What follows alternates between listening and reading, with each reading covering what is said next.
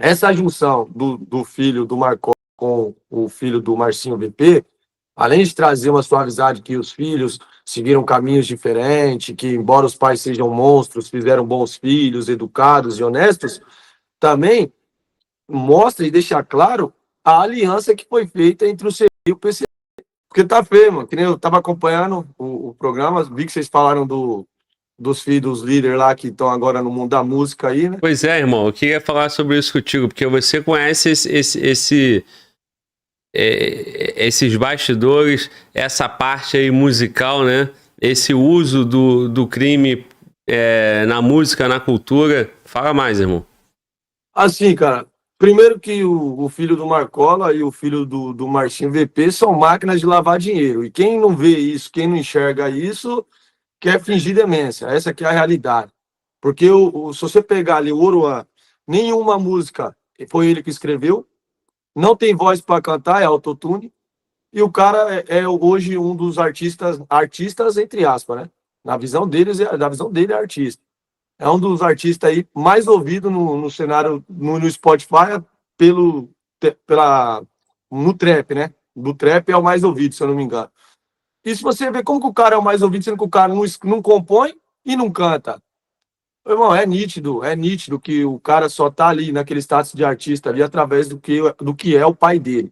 E agora vem o filho do Marcola aí, também se lançando na música, um cara que tem 16 anos, não tem música nenhuma, não escreveu música nenhuma e agora vai virar músico.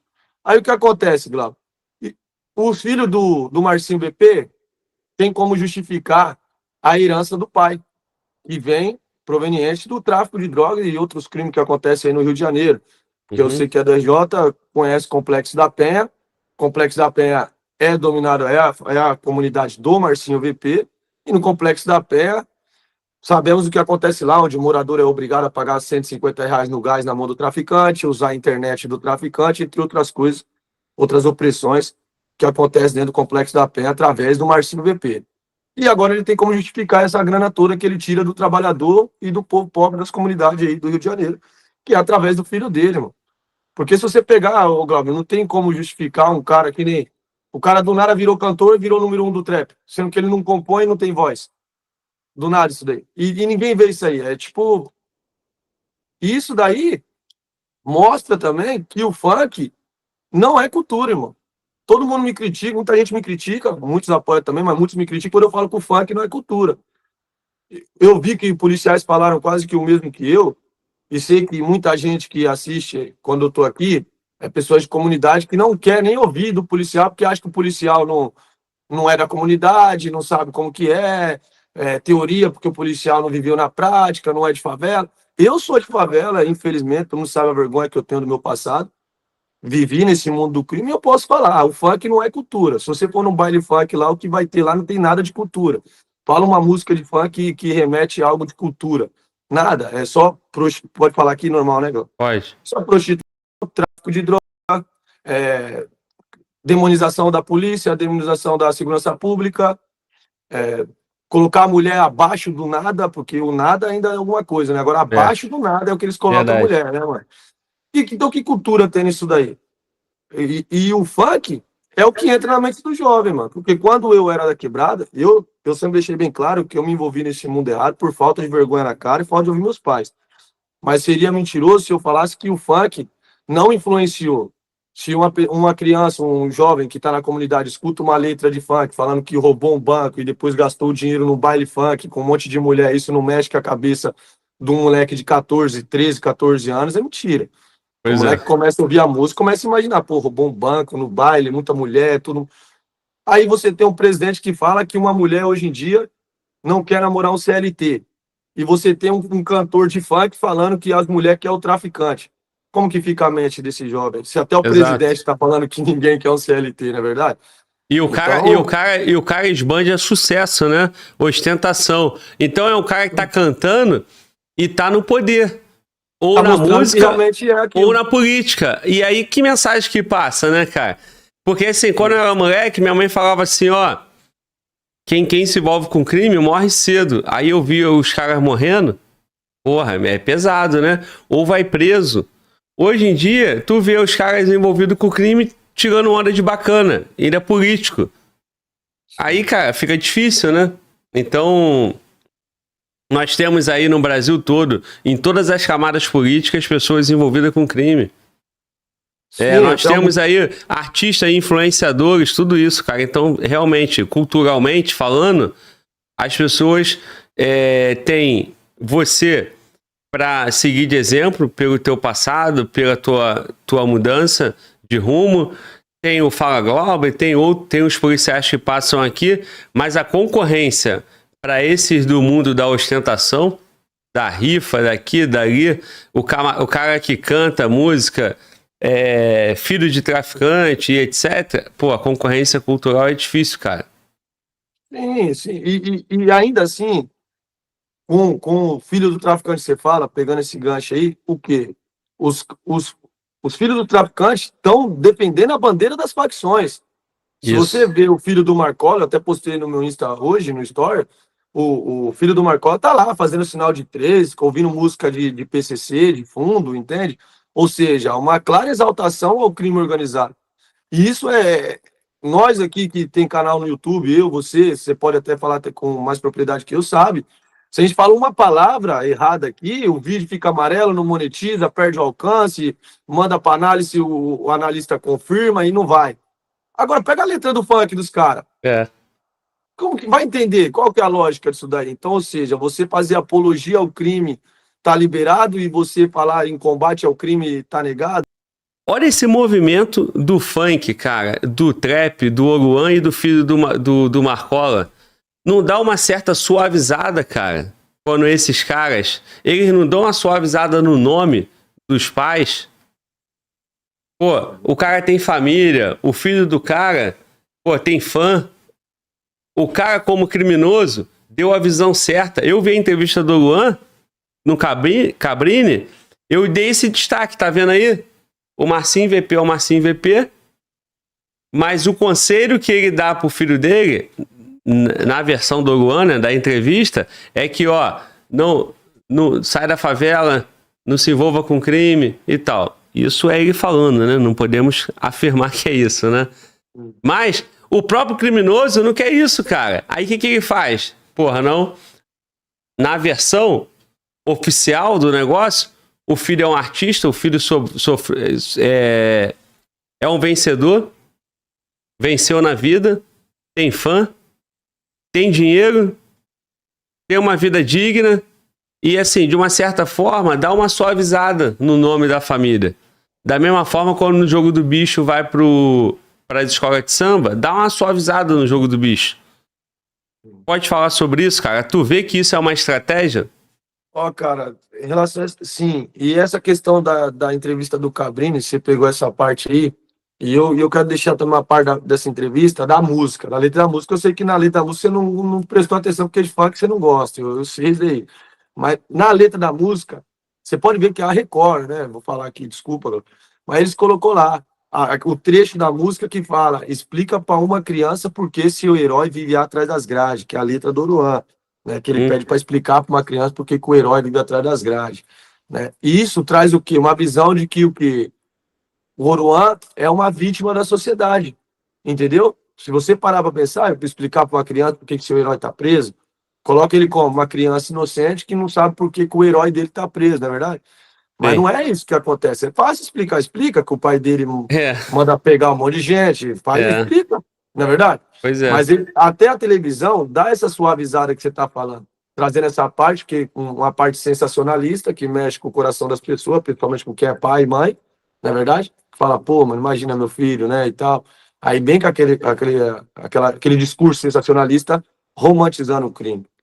Essa junção do filho do Marcola com o filho do Marcinho VP, além de trazer uma suavizade que os filhos seguiram caminhos diferentes, que embora os pais sejam monstros, fizeram bons filhos, educados e honestos, também mostra e deixa claro a aliança que foi feita entre o CV e o PCC. E eu já havia falado no canal que primeiro eles fizeram uma trégua, que tinha algumas objeções de ambas as partes, os advogados trouxeram o comunicado para a rua sem passar com clareza, aí deu aquela quebrada, depois se acertaram os ponteiros, e fecharam aliança. Mas como já tinha dado um desencontro na primeira comunicação que veio da federal para a rua através dos advogados, eles não tinham como provar essa aliança. Tanto é que na Bahia, se eu não me engano, qual que é o nome do estado? É na Bahia, Manaus, acho que na Paraíba, Glauber. A guerra ainda continuava, entende? Então, colocando os filhos, porque, para quem não entende, para o criminoso, o filho é Família, importante. né? A família é importante. Então, colocando os dois ali para cantar junto, fazer uma aliança junto, cara, isso daí é uma amostra para o crime organizado. Por isso que eu falo, o crime organizado usa a internet e a mídia tradicional para levar os seus salves. Eu já falei isso aí, Glauber, é bizarro. É bizarro, irmão. Mas é o que o crime organizado faz. O crime organizado faz propaganda de graça. Eles fazem a propaganda, vende a imagem deles de graça, a imprensa faz a propaganda do salvo de graça, né? Sim, faz a imprensa. Que aí mostra o quê? Pô, se os filhos dos líderes, de um dos líderes das facções, né, que o Marcola é um dos líderes, ó, já o Marcinho BP é o líder do Comando Vermelho mesmo. Até onde que eu consegui levantar com os caras do Rio, a última palavra é a dele no Comando Vermelho. Então, o filho dos líderes, fazendo uma junção na rua, mostra a aliança de duas facções criminosas sendo transmitida ao vivo para todo mundo ver. Então, todo mundo que tinha dúvida, será que realmente as facções fizeram aliança e tal, será que realmente esse salve saiu? Quando vê os dois fazendo música junto, os dois filhos, comprova que a aliança está feita. E eu digo para você, Glauco, com todo o respeito do mundo, vou até usar o seu canal para trazer esse alerta aqui para as pessoas, principalmente para os militares, os comandantes aí. Se o crime organizado se unir, todas as facções se unir contra o Estado, eu, ao meu ver, não creio que temos segurança pública para combater isso daí. Não temos. É muito grande, o crime organizado se estruturou de uma forma, os caras estão, desde lá dos capa preta até lá embaixo no fatineiro da comunidade, o crime organizado está infiltrado em todas as áreas da nossa sociedade e vem ganhando força, vem ganhando até respeito.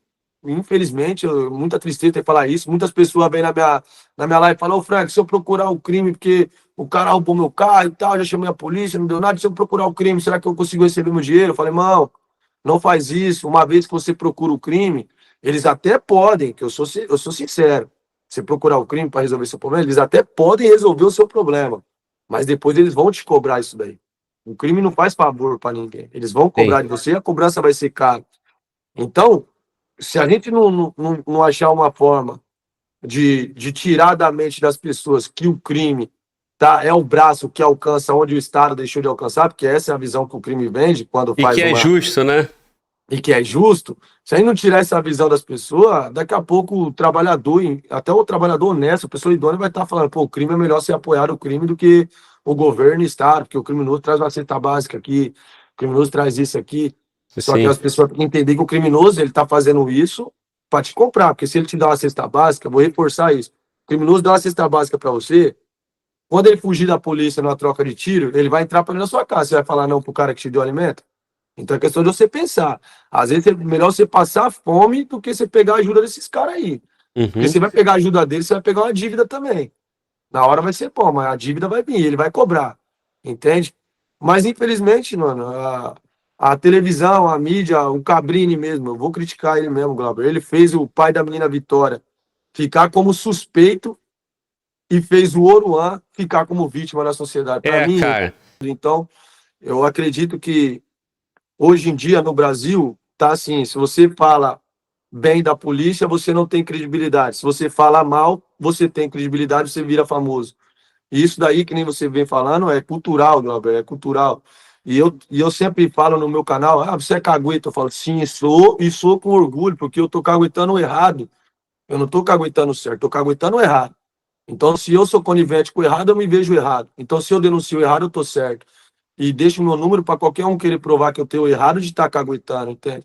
Porque eu quero mostrar para o jovem de comunidade que você ser do lado da polícia, você admirar o trabalho da polícia, tentar ajudar da forma que você pode dentro de uma denúncia, não te faz menos que outro. Você não precisa ser uma pessoa que você não quer ser. Um exemplo: eu tenho tatuagem, eu tenho uma vida normal, como qualquer outra pessoa, e não sou um alienado que fica tudo certinho. Se o policial erra, ele errou, eu vou lá e faço vídeo, faço live, falo do erro e ponto, porque o policial comete um crime, ele deixa de ser um policial.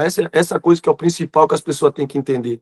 O policial que cometeu um crime, ele não é um policial, ele deixou de ser um policial, ele virou um criminoso.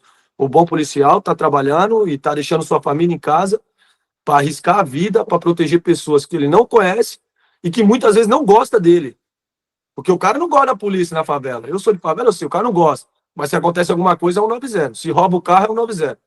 Na verdade, se perder um filho, é um 90. Então, eu acho que policiais que vêm na internet tem que seguir o seu exemplo. Entendeu, Glauber? Se não quer falar mal de um trabalho mal de um policial, não fala então. Mas não defenda o mau trabalho, entende? Não defende uma atitude errada de um policial. Entenda que existe fruta podre em todos os lados. Sim. Mas que o bom policial sempre vai prevalecer. Claro que existe bem mais bons policiais do que mal.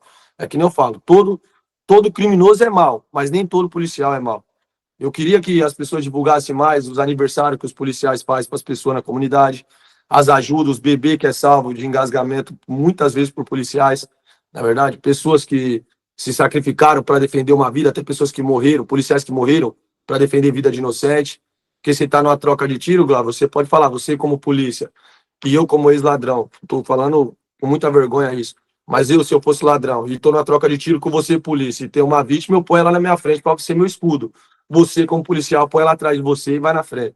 Essa é a coisa que as pessoas têm que entender. Defender a polícia não é defender o Lula, não é defender o Estado, é defender homens que estão lutando com honra e bravura para defender pessoas que eles não conhecem, simplesmente por amor, mano, porque dinheiro vocês não ganham, a polícia não ganha dinheiro, nós sabemos disso. O salário da polícia é uma vergonha, não é verdade, Glauber? Vamos ser sinceros. Então o policial está ali mais por amor do que pelo dinheiro. E as pessoas têm que entender isso. E eu tento muito colocar isso na mente dos jovens. Sou defensor do ProErd ir até o ensino médio. Não sei se você compartilha com esse pensamento, que eu acredito que o ProErd é importante. Não sei se você conhece o ProErd. Sabe o que é o ProErd, né? Sabe até a musiquinha, sabe não? ProErd é um programa, ProErd é a solução. Lutando contra as drogas, ensinando a dizer. Não, você aprende. Da primeira até a quarta série, policiais vão na escola, dão aula, entende? E eu acho que deveria ter um ensino médio, para o jovem, o adolescente, ter mais esse contato com o policial. Porque a figura do policial na comunidade é daquele cara mal, que está sempre pronto para bater nos outros e tal. Essa é a figura. E eu acredito que o policial indo nas escolas, até o ensino médio, acho que os deputados que vê isso aí, né? Para pedir esse negócio, nessa lei, né? É deputado, né, Glauco? Sim. Então, acho que os deputados tinham que fazer isso daí, fazer um pedido disso daí, pro ProErd ir até o ensino médio. Então, Frank, cara, tem tantas medidas, cara, mas assim, todas essas medidas, cara, vão ser ineficazes se a gente continuar tendo um país direcionado para dar errado, né? Porque olha aqui, o que tu acabou de falar para mim? Um policial fazendo uma ação na escola, se for até o ensino médio, o cara vai lá um dia no ano na escola e aquele moleque vai ver o policial, né, num período. Eu não sei qual é a frequência exatamente no ano para cada aluno. Agora, esse cara passa 365 dias do ano, o ano todo, consumindo Instagram, música e se alimentando de tudo que vai conduzir ele para um caminho. Se o cara mora na comunidade, ele vai ficar vendo ali, porra, o traficante, ele vai ficar vendo ali o cara do PCC, ele vai vendo o cara com todo aquele glamour. Cara, todas essas ações de política pública envolvendo, tentando produzir um resultado, vai ser ineficiente, ineficaz comparado a essa máquina cultural diariamente. O cara tem que saber que o criminoso vai se ferrar. Cara, se você soubesse, eu tava conversando com o Farru agora, se você soubesse que se você entrasse pra vida do crime, tu poderia pegar uma pena perpétua, uma pena de morte, tu entraria, cara? Não. Porra, ninguém entra, cara. Então, assim, o cara sabe que se ele levar pó lá pra Indonésia, ele vai ter um lucro absurdo. Mas, irmão, com a possibilidade de morrer, não tem lucro que justifique.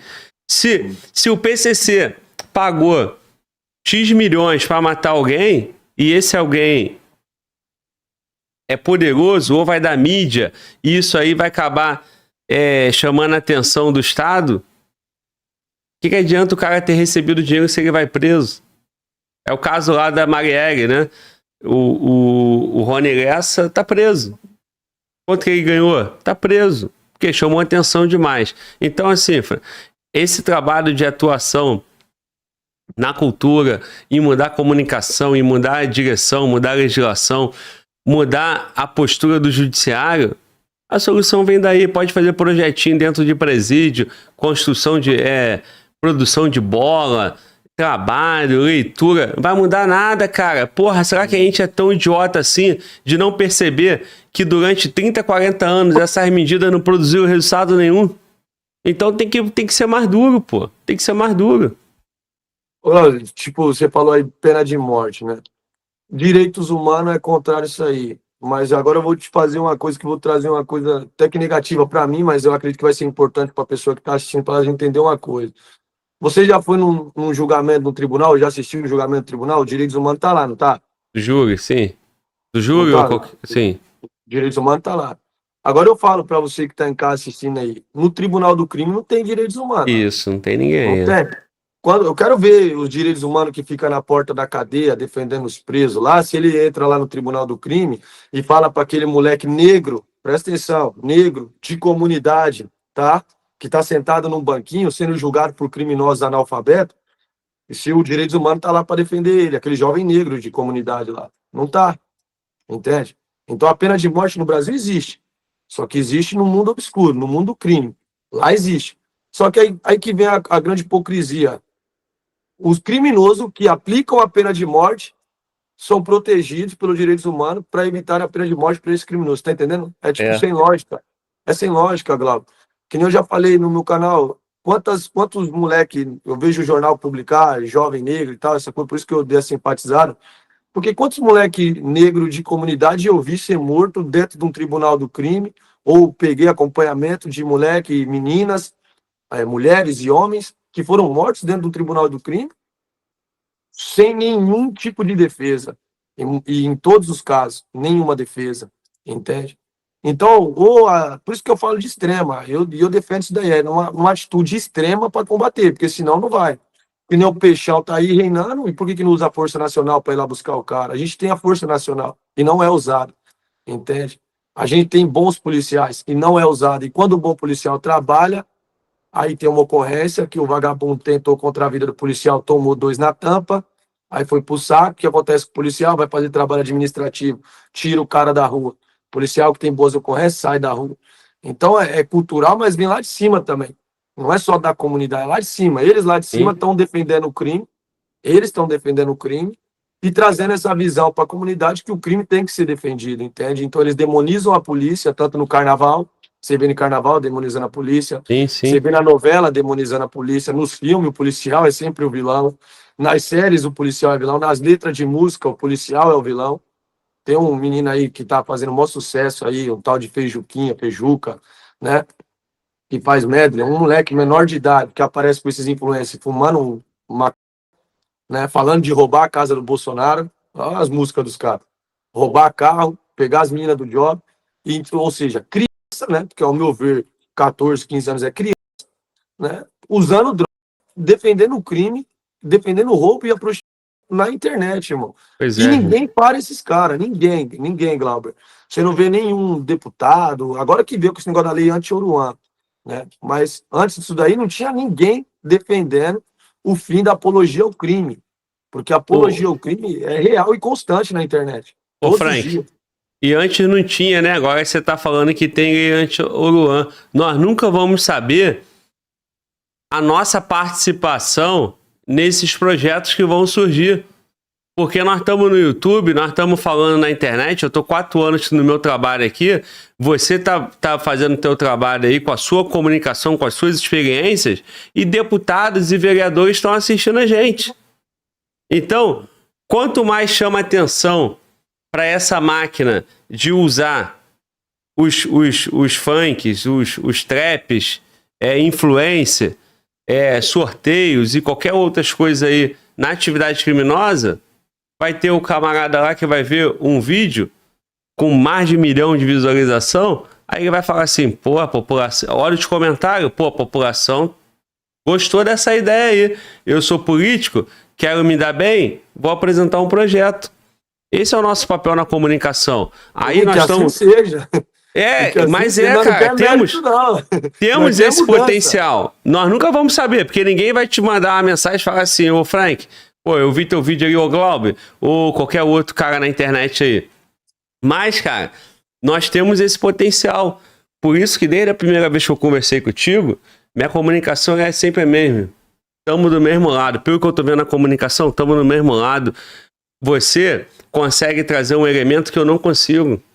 Porque eu tenho a minha experiência, a minha comunicação. Você tem a sua. E juntos, na mesma ideia, no mesmo princípio, no mesmo valor, a gente tem um potencial de produzir resultado, cara.